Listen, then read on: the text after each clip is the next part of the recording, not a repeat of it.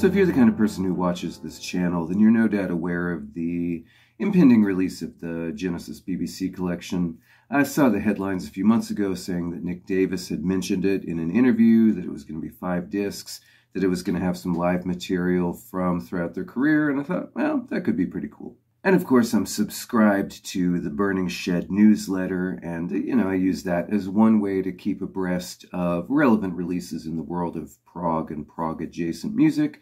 And so when I saw an issue of that newsletter referring to the Watcher of the Skies BBC Sessions set, I went ahead and placed a pre-order right away. Now, I have to admit to a few disappointments. Despite what Nick said, it actually turned out to be only 2 discs that just covered the Gabriel era, and, the cover art is frankly atrocious. I don't know what the hell that's supposed to represent, but it kind of looks like a boss from an early 2000s Castlevania game, but I've ordered it. The official release date was last Friday, and it's on its way. Okay, so I'm going to stop playing dumb now and acknowledge, of course, that this is not the promised BBC compilation. That's not coming out until March 3rd, and it is, in fact, 5 discs from throughout their history. Watcher of the Skies is, as far as I can tell, one of the many gray market BBC Genesis compilations, not too different from what you can already find on Amazon or eBay. Now, as it happens, I already have a gray market BBC Genesis compilation that I bought off eBay about 10 years ago. I chose this particular one mostly because I thought the packaging looked nice and it wasn't too dreadfully expensive. But I did buy this new BBC Sessions compilation, Watcher of the Skies. I've been calling it gray market. I don't really know for sure, but it's hard for me to imagine really what the legal status is of releasing this stuff if you're not affiliated with the band. But anyway, I did pick it up because it's actually 2 discs. It's about twice as much as the one that I had. Among other things, it has the audio component of the Belgian Pop Shop TV special. Now, I do have that on DVD, and it's easy to find on YouTube, but, I like having stuff in an audio-only format. I'll probably approach it more that way than as a YouTube video or a DVD.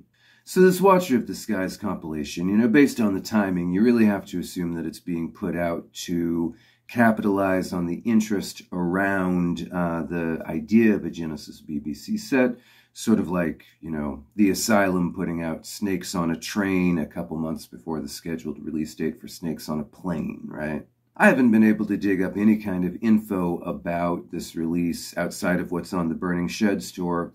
It's out of stock currently, so I'm glad that I pre-ordered it because it seems to have sold out almost immediately, and I'll be kind of surprised if it ever comes back into stock. One thing that's not great, though, on my current Genesis BBC Sessions that I own, there's a version of Looking for Someone that has some different lyrics, a few differences in the flute and guitar soloing. They're not huge differences, but of course this is a band that rarely allows really any kind of variation at all between one performance of a song and another, right? So, and of course the material is hyper familiar, so these little distinctions are actually pretty intriguing.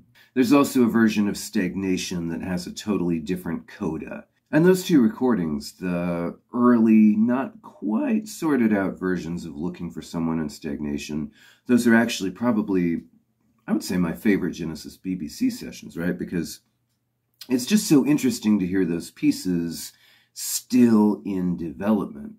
Like I said, this is a band that rarely lets things out before they're fully polished. And, wouldn't you know it, this new set doesn't have those.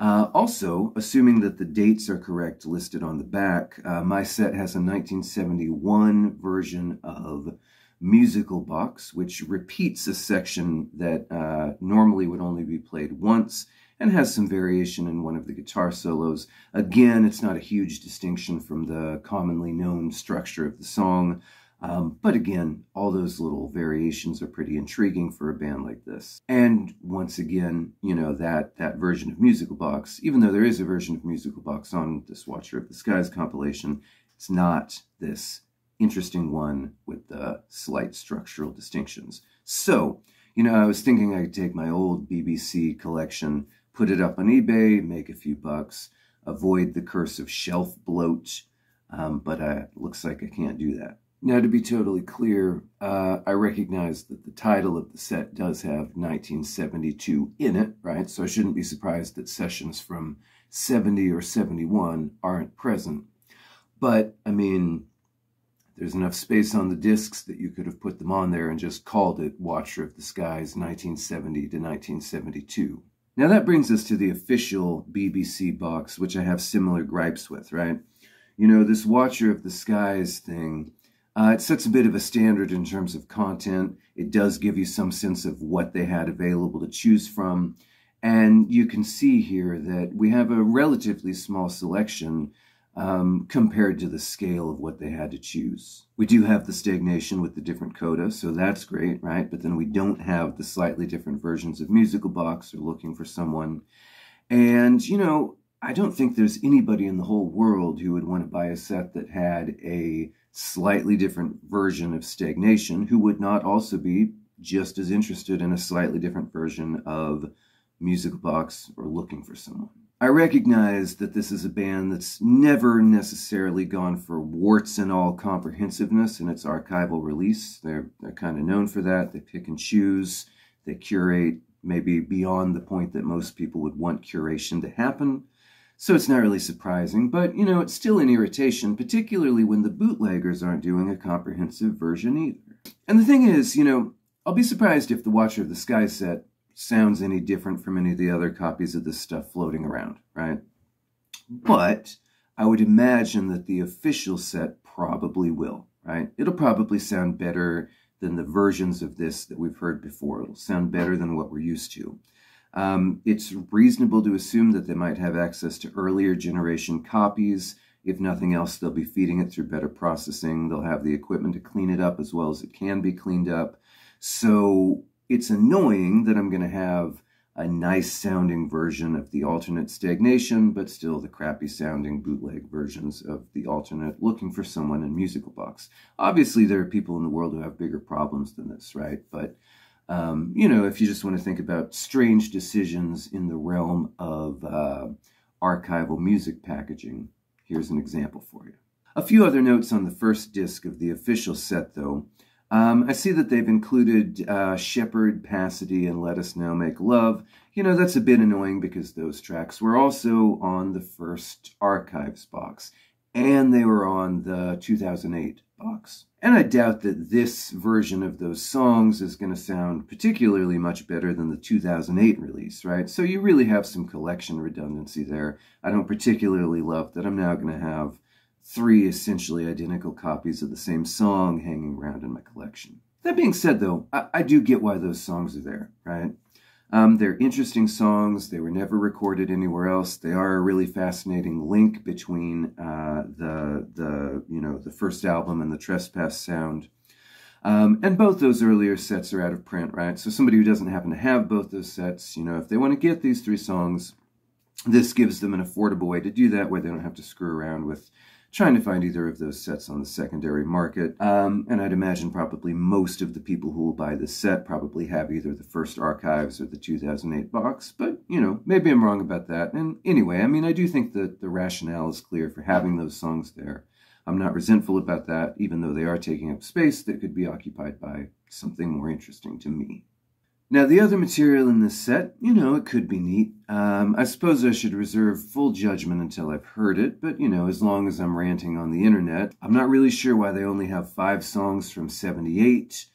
3 of those appear on Seconds Out, and, I mean, granted, you know, that was Hackett and this is Daryl, so you have a little bit different personnel here, but I can't imagine that they're ultimately going to sound that different, really. It would be great to have, you know, 11th Earl of Mar, One for the Vine, Say It's All Right, Joe.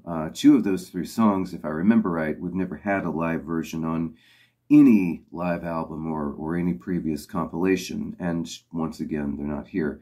Maybe they weren't played at that 78 show, I don't know, but they're things from that time that it would be great to have live versions of. Now, it's possible that the 5 songs here were the only ones that were broadcast on the BBC, but that rationale doesn't necessarily hold water because we know that there's lots of things that they deliberately left off the Gabriel disc. The full Lyceum show from 1980, though, you know, that's awesome. That's exactly the kind of thing that I think everybody was hoping for when this set was announced. It's a great batch of songs. It's a great era for the band. Not much else really to say about that. You know, I mean, this increases my excitement for the overall package by about threefold. You know, when I think about getting this set, I think about getting cleaned up versions of the BBC Gabriel era stuff. I think about getting that full 1980 show. Everything else is almost kind of peripheral, right? I mean, those are really the two core attractions. Now, Wembley 1987, that can't be the whole set, I don't think, but that's not the end of the world for me. Nebworth 92, again, you know, you don't have the whole set, you just have curation, but I'm okay with that. You can see what they're trying to do here is avoid overlaps where you have, you know, both the 87 and 92 versions of Invisible Touch, for instance, right? And I'm actually fine with that. I don't particularly mind that. I just don't love that material enough to want to have two probably very similar versions from the two different shows. In practice, actually, what you get with the selections from the two, those two dates, the 87 and 92 shows, what you get is basically kind of an alternate version of the Way We Walk albums, right? I'm going to give them the benefit of the doubt and assume that there's not any overlap between the performances here and the performances that were used for The Way We Walk. Though I tried to look up just now what dates The Way We Walk set was taken from and haven't been able to find that. Now, Nick Davis notes in the booklet for the last live box that the vocal performances on Way We Walk aren't really that good, right? And he kind of speculates that maybe Phil had a cold or something that night. It shocks me a bit that they would put that comment in the booklet for an official release, but, you know, I have to admit, it does kind of resonate with my own hearing as a listener, right? And so it'll be kind of interesting to hear something that's essentially as far as I can tell, kind of an alternate universe version of that Way We Walk album with maybe better vocal performances, you know? Now, live versions of a lot of these tracks did appear on the second archive set, and the versions here, you know, not only probably don't sound that different, but in a few cases are actually the same performances, right? The archive #2 versions of Ripples and Duke's Travels, those are both from the Nebworth 1980 show. The version of Brazilian is from Wembley 87. So, you know, there's maybe one or two other overlaps. So a bit of this stuff is already on the archive #2 box. Frankly, I mean, the archive #2 set just kind of sucks, you know. It's so scattershot in how it's sequenced. It's not even a full accounting of the B-sides. It was really a very poorly packaged, poorly chosen set. And so I don't mind having a little bit of that overlap if it means that I can have those versions in a better context. One last kind of weird choice here, which is 2 songs from Calling All Stations. And you know, of the people who are going to buy this set, 80% aren't going to want to hear anything from Calling All Stations. And then the other 20% are probably going to want to hear a whole set from that tour. And I'd actually put myself in the 20% who would want a whole set from that tour. I have mixed feelings about that album, like a lot of people do, but the songs from that album that they played live on tour tended to be the best ones. They gained some energy and power live, and maybe it's not precisely pleasurable to hear Ray Wilson sing Invisible Touch, but it's a part of the history of the band, right? It deserves to be documented. I can't imagine they don't have at least an album's worth of high-quality live recordings from that tour. You know, if they're going to tease us with a little bit on this set, let's just go ahead and get a full live album from this period, you know? It's something that they did, and if they're going to acknowledge it at all, as they do here, then I think it deserves the acknowledgement of a full live album. Anyway, just my own thoughts here about this new live BBC box, some thoughts about the difficulty of getting a comprehensive collection of the Gabriel-era BBC material. Once again, you know, I know there are bigger issues in the world, but it's something that's been on my mind. I'll probably do a follow-up once the set is actually in my hands, maybe digging a bit into how, you know, the versions sound compared to earlier releases. In the meantime, thanks for your time, thanks for your attention. Be sure to check out Electric Brain, Electric Shadow on Bandcamp or your favorite streaming service.